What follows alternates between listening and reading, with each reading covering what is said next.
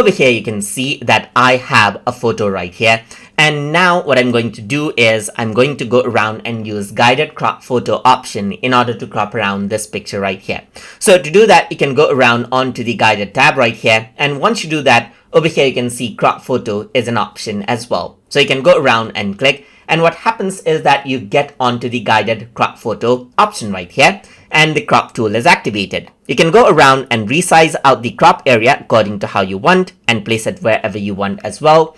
And you can go around onto the crop size and select out a ratio that you want to fix to so that you can not actually go around and resize it from either side right here.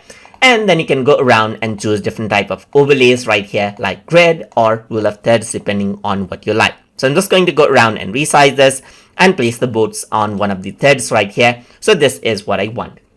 So now what I'm going to do is I'm going to press the check mark button right here, or you can hit the enter key on your keyboard as well. And then you can continue editing in quick mode by clicking on next and by clicking on continue editing in quick or in export right here.